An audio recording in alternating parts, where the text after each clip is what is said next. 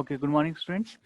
आज का जो टॉपिक है हमारा basically today's topic is about the measurement of the friction power, कि हम फ्रिक्शन पावर को किस किस वे में मेजर कर सकते हैं। Okay, so for the measuring of the friction power we have the method, different method. जो उसमें सबसे पहला मेथड है वो है हमारे पास में मोर्स टेस्ट। ओके, दूसरा जो मेथड आता है हमारे पास में वो होता है विल्सन लाइन मेथड। ठीक है, ये दो जितने भी ये मेथड हम लोग टेस्टिंग हम लोग पढ़ने वाले हैं, ये सारे के सारी टेस्टिंग जो है ये सब प्रैक्टिकल टेस्टिंग है कि कैसे हम लोग इसको क्या प्रैक्टिकली फाइंड आउट कर सकते हैं। थर्ड है हमारे पास में difference between IP and BP. जो थर्ड है वो है हमारे पास में difference between IP and BP. ठीक है, जो कि हम लोग इंडिकेटेड पावर और ब्रेक पावर के बीच में डिफरेंस निकाल के क्या कर सकते हैं, इसको फाइंड आउट कर सकते हैं। तो इन सब में सबसे पहला और सबसे इम्पोर्टेंट टेस्ट जो आता है वो टेस्ट होता है हमारे पास में मोर्स टेस्ट। तो आओ डिस्कस करते हैं कि बेसिकली ये मोर्स टेस्ट है क्या। ओके स्टूडेंट्स, ऑडिबल तो है ना? बड़े शांति से बैठे हुए इसलिए। हाँ ठीक है, फिर तो सबसे पहले बात करते हैं हम लोग किसके बारे में, मोर्स टेस्ट के बारे में। देखो मोर्स टेस्ट है क्या।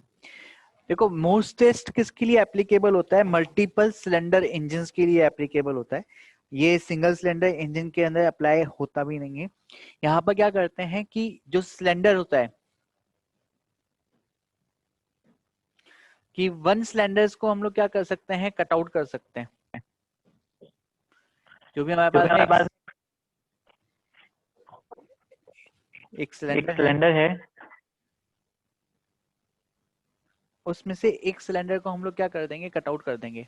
कट आउट करने के बाद में उसमें क्या क्या करेंगे, बची हुई की वैल्यूज को फाइंड आउट करना स्टार्ट करेंगे कि क्या कर रहे हैं। देखो हमारे पास दो टाइप के इंजन होते हैं, एक होता है हमारे पास में स्पार्क इग्निशन इंजन, दूसरा होता है हमारे पास में कंप्रेशन इग्निशन इंजन।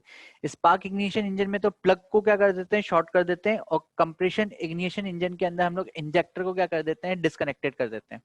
और फिर क्या करा, जैसे समझ लो कि हमारे पास में 4 इंजन है। लेट्स सपोज कि हमारे पास में क्या है, 4 सिलेंडर हैं। उन 4 सिलेंडर की जो पावर है हमारे पास में इनिशियली एक कांस्टेंट स्पीड पे। कंडीशन ये है कि यहाँ पर हम इसको किस पे रन करवाना है, हमको इसको यहाँ पर रन करवाना है कांस्टेंट स्पीड के ऊपर। और उस कांस्टेंट स्पीड पे इस पावर को क्या करते हैं, हम लोग मेजर करते हैं। ठीक है, तो सबसे पहले क्या कर रहे हैं हम लोग, सबसे पहले हमारा जो इंजन है उसको एक रिक्वायर्ड स्पीड पे रन करवाते हैं और उसका आउटपुट क्या कर लेते हैं, मेजर कर लेते हैं।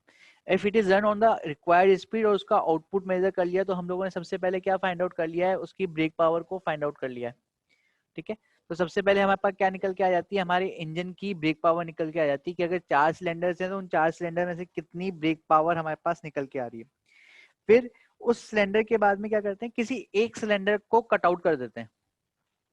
उस एक सिलेंडर को क्या कर देते हैं, कट आउट कर देते हैं। तो कट आउट करने के बाद में क्या होगा हमारे पास में, अब हमारे पास जो आउटपुट पावर निकल के आएगी वो कितने की आएगी, ये जो ब्रेक पावर निकली थी वो कितने सिलेंडर्स की निकली थी, 4 की। फिर एक को हमने कट आउट कर दिया तो हमारे पास कितने सिलेंडर्स की ब्रेक पावर निकलेगी, 3 की। ठीक है, इसी को देखो हम लोगों ने यहाँ पर सामने समझा रखा है कि अगर हमारे पास में इंडिकेटेड पावर को हमने I1 I2 I3 and I4 से कंसीडर किया है, और जो हमारे पास फ्रिक्शन पावर लॉस हो रहा है उसको हम लोगों ने किससे कैलकुलेट किया है, L1 L2 L3 and L4 से डिनोट किया है। तो जो ब्रेक पावर आ रही है टोटल, वो कैसे मिलेगी हमको, टोटल ब्रेक पावर मिलेगी फर्स्ट इंजन के लिए IP minus F, second engine के लिए IP minus F, third engine के लिए IP minus F and fourth engine के लिए IP माइनस एफ। मतलब चारों इंजन की जो ब्रेक पावर्स हैं, उन चारों इंजन की ब्रेक पावर को हम लोग क्या कर देते हैं, इसके अंदर ऐड कर देते हैं। इसके बाद में क्या होता है, किसी एक इंजन को हम लोग क्या करते हैं, इससे बाहर निकाल देते हैं।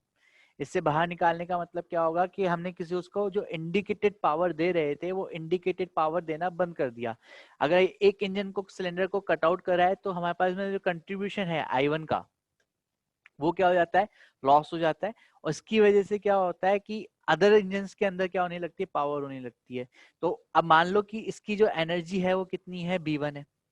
मान लो कि इसकी एनर्जी कितनी है, B1 है, तो इसकी B1 निकल के एनर्जी आई, तो हमारे पास क्या आ गया यहाँ पर कि ये losses 0 - L1, I2 - L2, I3 - L3, I4 - L4। पहले वाला जो B था उसको अगर मैं B1 में से सब्ट्रैक्ट कर दूं तो मुझे क्या मिल जाएगा, I1 मिल जाएगा। सिमिलरली अब मैंने है ना I1 B1 वाले को तो वापस क्या कर दिया, ऑब्टेन कर लिया, मतलब जो इससे हमारा फर्स्ट सिलेंडर था उसको तो है ना हमारे उसमें इंजन की टेस्टिंग के अंदर लेके आ गए। फिर सेकंड वाला इंजन था उसको क्या करा हमने, सॉर्ट कर दिया, तो वहां से क्या निकल के आ जाएगा I2। फिर थर्ड वाले से क्या निकल के आएगा I3, फोर्थ वाले से क्या निकल के आएगा I4। ऐसे हम लोग क्या कर सकते हैं, ऐसे टोटल हम लोग इंडिकेटेड पावर को फाइंड आउट कर सकते हैं। और जब सारी इंडिकेटेड पावर हमारे पास निकल के आ जाएगी तो टोटल ब्रेक पावर जो आउटपुट पावर थी वो हम लोगों ने मेजर कर ली है, टोटल इंडिकेटेड पावर हम लोगों ने इस इक्वेशन का यूज करके मेजर कर लिया है, तो हमारे पास फ्रिक्शन पावर क्या निकल के आएगी, the value of the friction power is total indicated power minus total brake power. ठीक है, इसकी हेल्प से हम लोग क्या निकाल सकते हैं, हमारी फ्रिक्शन पावर को कैलकुलेट कर सकते हैं। हमारी लेबोरेटरीज के अंदर है ना सबसे ज्यादा यूज किया जाने वाला जो टेस्ट है वो यही वाला टेस्ट है, मोस्ट टेस्ट। जो भी हम लोग लेबोरेटरीज में यूज करते हैं वो हम इसी टेस्टिंग का यूज करते हैं कि कैसे इसको हम लोग यूज कर सकते हैं। इन आवर लेबोरेटरी ऑल्सो, हमारी जो थर्मल इंजीनियरिंग लैब है उसके अंदर भी ये टेस्टिंग सेटअप है, तो when you come to the college इसको हम परफॉर्म भी करके देखेंगे। क्लियर है ये मोस्ट टेस्ट क्या है? जो लोग यस सर। जो लोग तैयारी कर रहे हो उन लोगों को तो तुम लोगों ने वैसे ही पढ़ा होगा, इसके लिए आईसी इंजन के अंदर जो न्यूमेरिकल क्रिएट होते हैं, एक इंडिकेटर डायग्राम से क्रिएट होते हैं, एक हमारी एफिशिएंसी से क्रिएट होते हैं, और एक मोर्स टेस्ट से क्लियर होते हैं, क्रिएट होते हैं। तो आओ एक न्यूमेरिकल देखते हैं, फिर उसके बाद में विल्सन लाइन मेथड की तरफ चलेंगे। क्लियर है ना इतना? मैं अगेन रिपीट कर देता हूँ, मोर्स टेस्ट क्या है, एक प्रैक्टिकल टेस्ट है। इस प्रैक्टिकल टेस्ट के अंदर हम लोग क्या करते हैं, मल्टीपल सिलेंडर इंजन का यूज करते हैं। कुछ इंपॉर्टेंट पॉइंट्स है, इनको अपन मेजर लिख लेते हैं ताकि हमको पता रहे क्या क्या चीज हम लोगों को इसके अंदर रिक्वायरमेंट थी।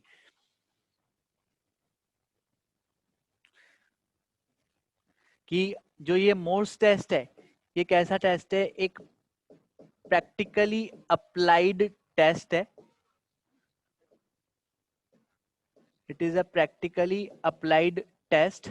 ठीक है, इसके अंदर हम लोग किसका यूज करते हैं, मल्टी सिलेंडर इंजन का यूज करते हैं। और मल्टी सिलेंडर इंजन को किस पे रन करवाते हैं, इसे हम लोग रन करवाते हैं एट द कांस्टेंट स्पीड। ये ध्यान रखना कि एक बार रीडिंग लेने के लिए आपको इसकी स्पीड को कैसा रखना पड़ेगा, कांस्टेंट रखना पड़ेगा। अगर इसकी स्पीड कांस्टेंट नहीं है तो आपकी जो है ना इंडिकेटेड पावर और फ्रिक्शन पावर जनरेट हो रही है वो क्या करती है, वैरी करती है, क्योंकि अलग अलग स्पीड के ऊपर इंडिकेटेड पावर और फ्रिक्शन पावर की वैल्यूज क्या रहती हैं, अलग अलग रहती हैं। फिर हम लोग क्या करते हैं, टोटल आउटपुट मेजर कर लेते हैं अप्लाइंग द सुटेबल डायनोमीटर। ठीक है, ब्रेक पावर को मेजर करने के लिए हम लोग किसका यूज करते हैं, डायनोमीटर का यूज करते हैं। ये डायनोमीटर किसी भी टाइप का हो सकता है, ये प्रोनी ब्रेक डायनोमीटर भी हो सकता है, ये है ना हमारा रोप ब्रेक डायनोमीटर भी हो सकता है, ये हमारा इलेक्ट्रॉनिक डायनोमीटर भी हो सकता है, और टॉर्जन डायनोमीटर भी हो सकता है। That depends on the condition of the engine. ठीक है, generally in the laboratories we are using the electronic dynamometer और रोबोटिक डायनोमीटर। प्रोनिब्रेक डायनोमीटर का यूज नहीं करते क्योंकि वहां पर फ्रिक्शन लॉसेस बहुत ज्यादा होते हैं। ये टोटल आउटपुट क्या शो करता है, हमारी ब्रेक पावर को शो करता है कि हमारी क्या आ जाती है यहाँ से, टोटल ब्रेक पावर हम लोग क्या कर सकते हैं, कैलकुलेट कर सकते हैं। इसके बाद में क्या किया, किसी एक इंजन को कट आउट कर देते हैं, एक इंजन क्या कर देते हैं हम लोग, कट आउट कर देते हैं। The way of the cut out of the engine is in the SI engine, cylinder sir. हाँ सॉरी, एक सिलेंडर को कट आउट कर देते हैं।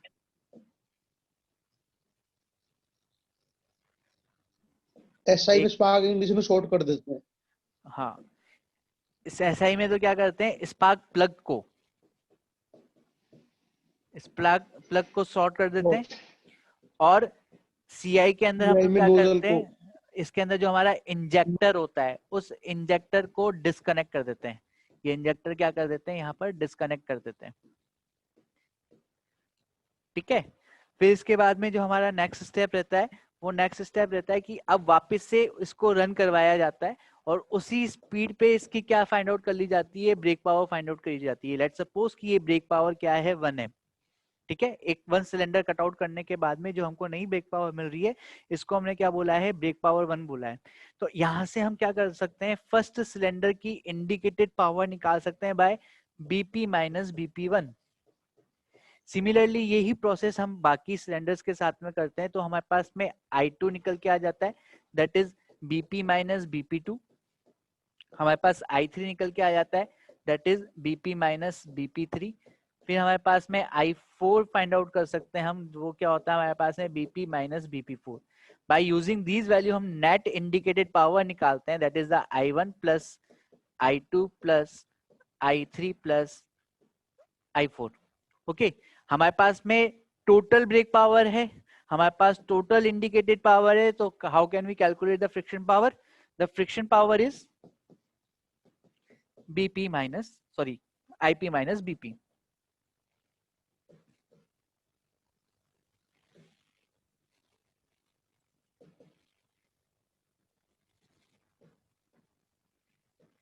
The friction power is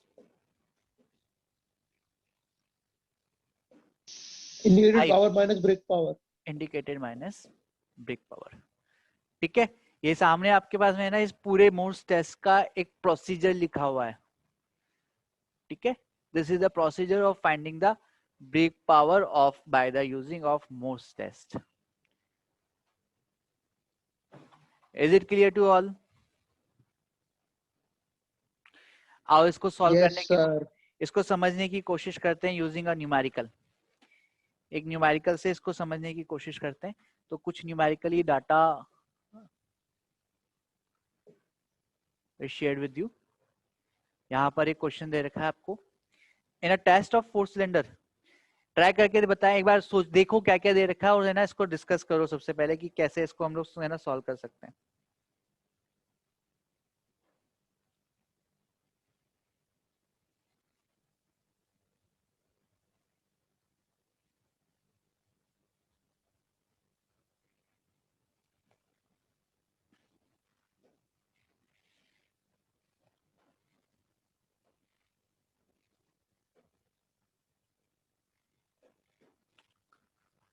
कौन कौन है आज हमारे पास क्लास में? हिमांशु, अनमोल, ललित, पुष्कर, लव, प्रियम। अरे ये रेडमी वाले भाई साहब अपना रोज नाम नहीं बदलते क्या? मैं हटा रहा हूँ क्लास से, 1 मिनट दे रहा हूँ, नाम बदल ले, अदरवाइज मैं हटा रहा हूँ। सर हाँ, ये टोटल बीपी में से एक एक करके इन बीपी को माइनस कर देंगे तो ये वो आ जाएगा, एक आईपी के आ जाएंगे ना, फिर इन सब का सम हो जाएगा। तो और उसको फिर आईपी माइनस बीपी करके वो एफपी भी आ जाएगा वहां से, फ्रिक्शन पावर। करेक्ट है। और फिर क्या है, मैकेनिकल एफिशिएंसी आ जाएगी वो अपन बीपी अपॉन आईपी से। बिल्कुल, बीपी अपॉन आईपी से हम लोग क्या निकाल सकते हैं, इसकी मैकेनिकल एफिशिएंसी निकाल सकते हैं। बिल्कुल करेक्ट है। और क्या indicated thermal efficiency, indicated thermal efficiency कैसे निकालेगा? चलो इसको डिस्कस करते चलते हैं तो साथ में। फर्स्ट आईपी बताओ। IP plus IP3। आईपी 1 बताओ कितनी है? इसको क्वेश्चन का स्क्रीनशॉट ले लिया, छोटा कर रहा हूं मैं इसको। क्वेश्चन का स्क्रीनशॉट ले लिया, छोटा कर रहा हूं इसे। जी सर। ओके,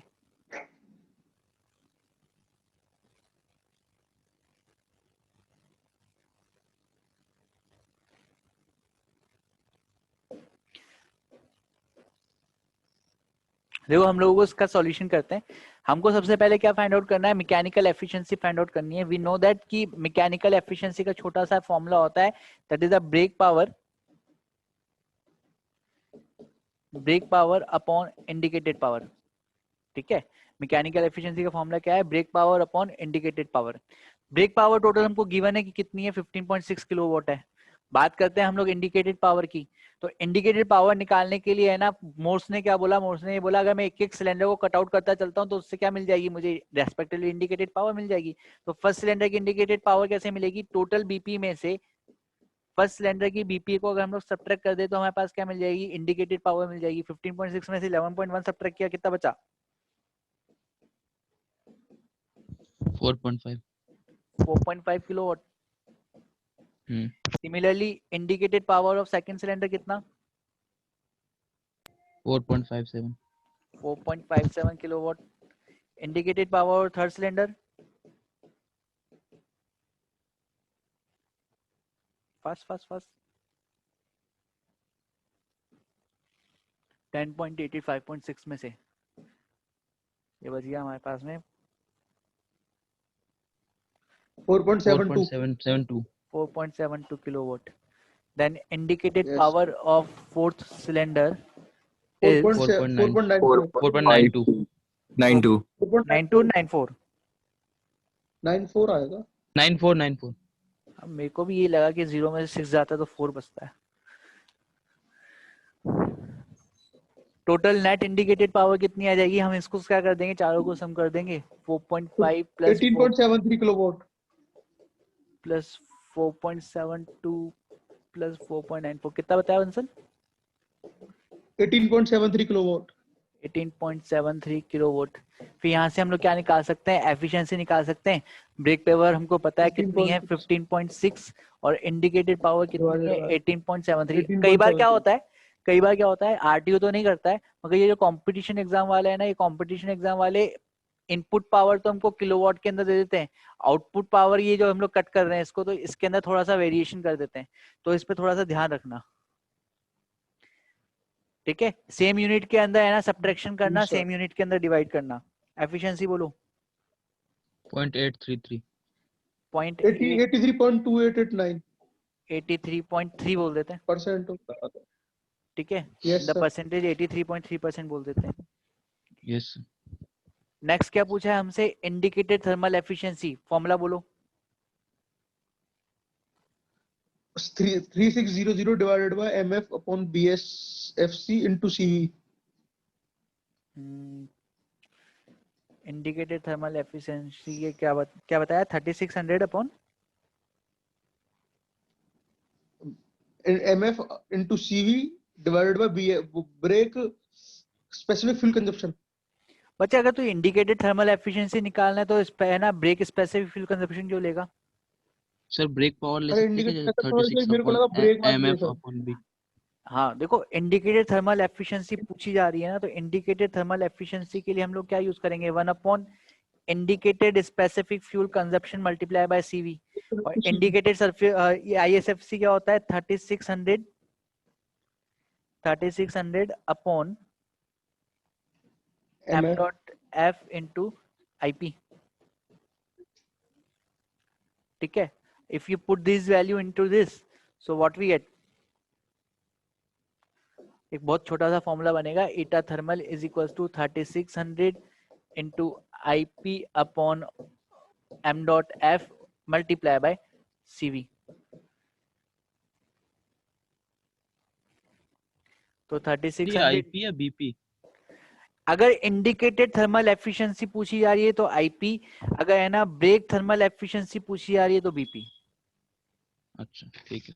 ठीक है, क्वेश्चन जो पूछ रहा है उसके ऊपर बात करते हैं हम, सिंपल और सिंपल. यहाँ पर इंडिकेटेड थर्मल एफिशिएंसी पूछ रहा है तो हम इंडिकेटेड थर्मल एफिशिएंसी निकालेंगे. क्लियर है? अभी तक इससे पहले जो अपन ने क्वेश्चंस करे थे ना, सब में क्या पूछा था? वो ब्रेक थर्मल एफिशिएंसी पूछा था या ब्रेक मीन इफेक्टिव प्रेशर पूछा था, तो हमने सब में क्या उठा के डाल दी थी? बीपी डाल दी थी.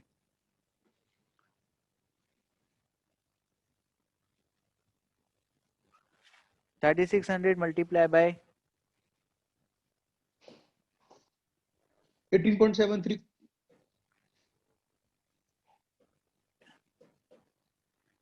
18. अब ये किलोवाट के अंदर है. Yes, है ना? sir. तो इसको कन्वर्जन ध्यान रखना. मास फ्लो रेट कितना दे रखा है हमको? 6 into 83600. कितनी आएगी?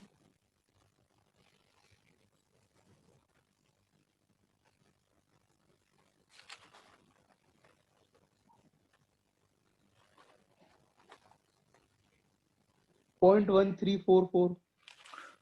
0.1344. मतलब हमारा इंजन कितना एफिशिएंट है? 13.44%. ठीक है,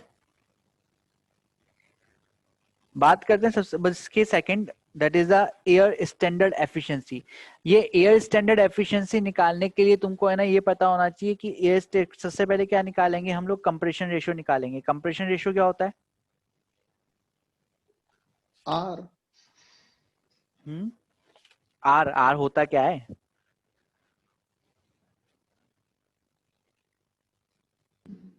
sir total V2 upon volume V1। Upon swept volume. Total volume upon swept volume. और टोटल वॉल्यूम क्या होता है? Swept volume plus clearance volume. Swept volume plus clearance volume. तो इसके लिए मुझे क्या निकालना पड़ेगा? जो इसका स्वैप्ड वॉल्यूम है उसको फाइंड आउट करना पड़ेगा। हाँ वो पाई/4d² से।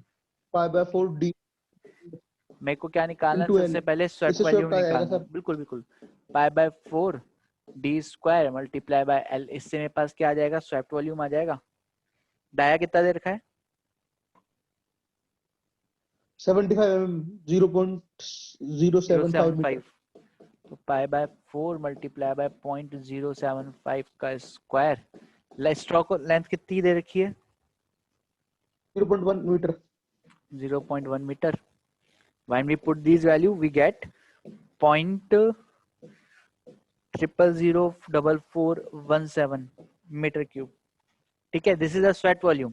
क्लियरेंस वॉल्यूम हमको क्वेश्चन ने ऑलरेडी दिया हुआ है, that is a 0.0001 metre cube. ठीक है, यूजिंग दीज हम क्या निकाल सकते हैं? यहाँ से कंप्रेशन रेशियो फाइंड आउट कर सकते हैं। यहाँ से हम लोग क्या निकाल सकते हैं? कंप्रेशन रेशियो फाइंड आउट कर सकते हैं। The value of compression ratio R से नोट करते हैं, swept volume plus clearance volume upon clearance volume. और यहाँ से हमारे पास जब ये वैल्यूज पुट करके फाइंड आउट करेंगे तो ये हमारे पास वैल्यू आ जाएगी 5.4। बस। अब कौन सा साइकिल था ये? पेट्रोल था डीजल था?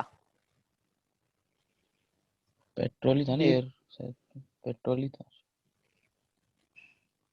स्पार्क इग्निशन ही है शायद। Test of 4 cylinder 4 stroke engine.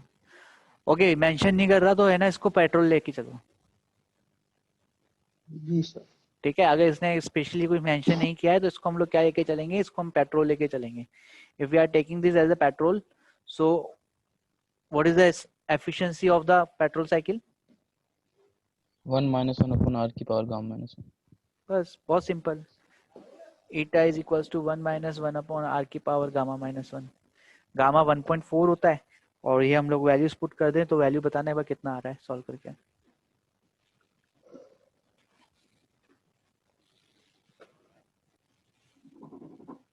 इसके लिए साइंटिफिक कैलकुलेटर चाहिए। अरे मैंने तुझे कल ही बताया था। सर वो मोबाइल डाउनलोड करना भूल गया सर उस टाइम पे आप, फिर मैं, बाद में भूल जाते हैं सर। अगर तुम है ना गेट की तैयारी कर रहे हो तो ई सीरीज का कैलकुलेटर डाउनलोड कर लो, नहीं कर रहे हो तो एम सीरीज का कैलकुलेटर डाउनलोड कर लो, प्ले स्टोर पे दोनों अवेलेबल है। आज करता हूँ सर। सर 49.1%। 49.1%।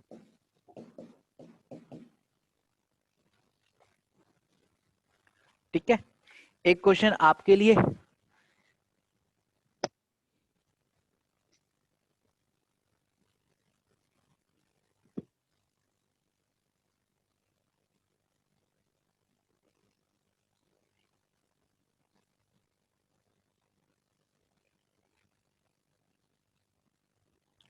जिन्होंने नहीं लिखा है एक बार स्क्रीनशॉट ले लेना कंप्लीट का।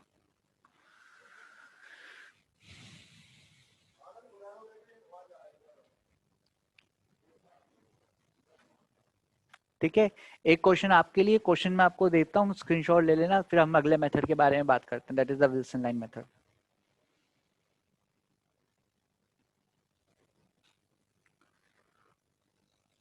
सो क्लास एंड हो उससे पहले हम लोग इसको एंड कर लेते हैं। 40 मिनट्स है, में से 27 गए। हो गया बच्चे, स्क्रीनशॉट ले लिया? Yes sir. Yes sir. Next question, take a screenshot of this. और नेक्स्ट क्लास में मैं इसको डिस्कस करूंगा तो मोस्टली मैं चाहूंगा सब लोग निकाल के बैठ जाए।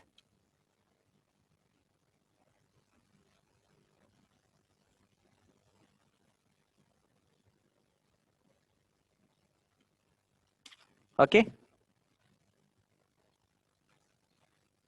तो इसमें सर फिफ्थ वाले पॉइंट में सर ब्रेक वाली निकालनी है या फिर इंडिकेटेड वाली निकालनी है, फ्यूल कंजप्शन जो निकालनी है? नहीं बात करा तो ब्रेक स्पेसिफिक फ्यूल कंजप्शन।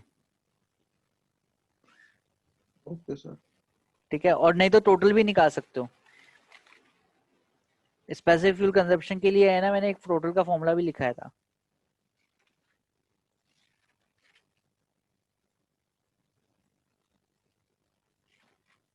कि स्पेसिफिक फ्यूल कंजप्शन क्या होता है, m dot f upon total power.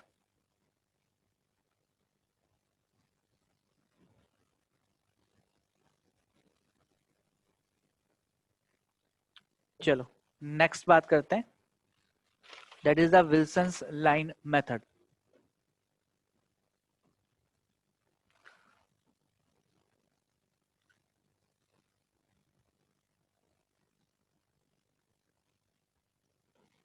ठीक है, नेक्स्ट बात करते हैं Wilson's line method. So our next method is the Wilson's line method. Next is Wilson. एक साइंटिस्ट थे विल्सन, इन्होंने क्या करा था, इस फ्रिक्शन पावर को मेजर करने के लिए एक एक्सपेरिमेंटल वैल्यूज जनरेट करी थी। ठीक है, उससे क्या निकाला था, इससे इसकी फ्रिक्शन पावर निकाली थी। अब इसके लिए क्या करा इन्होंने, सबसे पहले इन्होंने ग्राफ प्लॉट किया गया बिटवीन नेट या फिर ग्रॉस फ्यूल कंजप्शन की, हमारी गाड़ी एक कांस्टेंट स्पीड के ऊपर कितना फ्यूल कंज्यूम कर रही है, that's called the gross fuel consumption, versus brake power, और कितना आउटपुट हमें मिल रहा है, उसके बीच में क्या किया इन्होंने, एक ग्राफ पुट किया। ठीक है, कंसीडरिंग द कांस्टेंट स्पीड की एक स्पीड को कांस्टेंट पुट करके, ये ग्राफ जब है ना एक्स्ट्रा प्लॉट किया गया, the graph is extra plotted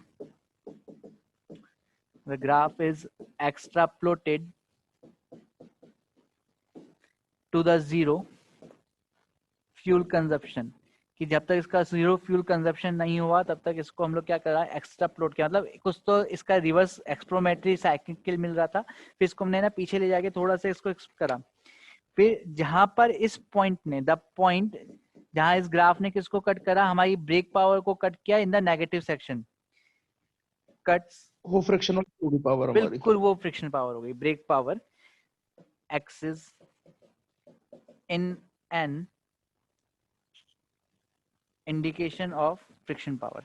ये बस इसकी एक ड्रॉबैक ये थी, सिर्फ और सिर्फ कंप्रेशन इग्निशन के ऊपर वर्किंग कर रहा था, मतलब जो हमारे पास सीआई इंजन है उसी को ये क्या कर पा रहे थे, एक्चुअलिटी में टेस्ट कर पा रहे थे।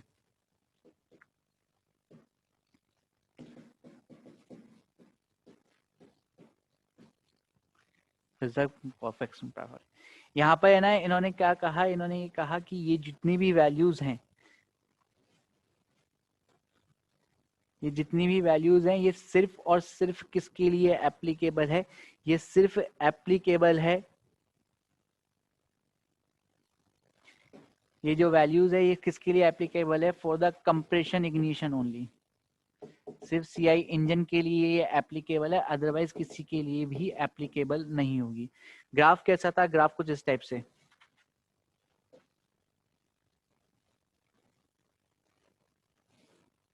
एंगल 94।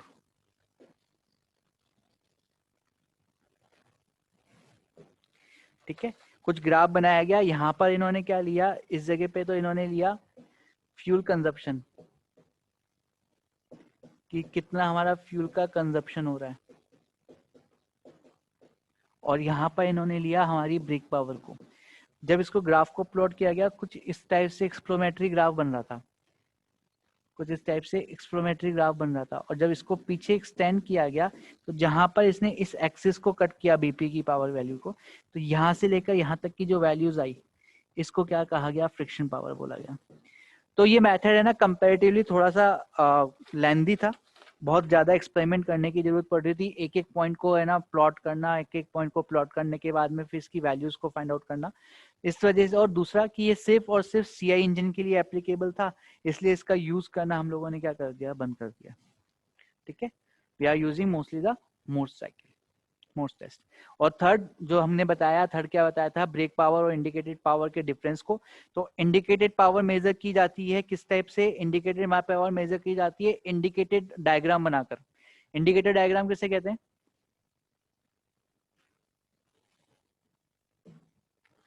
वो जो पीवी डायग्राम था ना। यस, इंडिकेटेड पावर किससे मेजर की जाती है? इंडिकेटेड पावर मेजर की जाती है हमारी इंडिकेटर डायग्राम से, कि जितना हमारा इसका पीवी कर्व बन रहा है एक्चुअलिटी में। देखो प्रैक्टिकली तो कैसा होता है, यहाँ से स्ट्रेट लाइन गई, ये कुछ कांस्टेंट वॉल्यूम प्रोसेस हो गया, ये फिर कांस्टेंट वॉल्यूम, ये इस टाइप से होता है प्रैक्टिकली, एक्चुअल आइडियल। और प्रैक्टिकल कैसा होता है, ये इधर से कर्व हो गया, फिर यहाँ से ऐसे कर्व होके इस टाइप से चला गया, ऐसे कर्व बनते हैं। तो ये जो एक्चुअल साइकिल है ना, इस एक्चुअल साइकिल से हम लोग क्या करते हैं, इसकी वैल्यू को फाइंड आउट करते हैं पीवी डायग्राम से। फिर यहाँ से इंडिकेटेड पावर निकाल दी, ब्रेक पावर हम लोग मेजर करते हैं यूजिंग द डायनोमीटर। इन दोनों का डिफरेंस निकाल लो, दोनों का डिफरेंस निकाल के हम लोग क्या कर लेते हैं, फ्रिक्शन पावर को मेजर कर लेते हैं। तो ये 3 टाइप पार्ट हैं जहां पर हम लोग क्या कर रहे हैं, फ्रिक्शन पावर को मेजर कर रहे हैं। ठीक है, तो यहाँ तक Yes. अभी आज का जो लेक्चर था वो था कि है ना, टेस्टिंग कैसे हम लोग है ना मेजर कर सकते हैं फ्रिक्शन पावर को using the different different test. So almost first unit का एंडिंग है, मतलब जो फर्स्ट यूनिट में टॉपिक्स दे रखे हैं उसका एंड हो चुका है।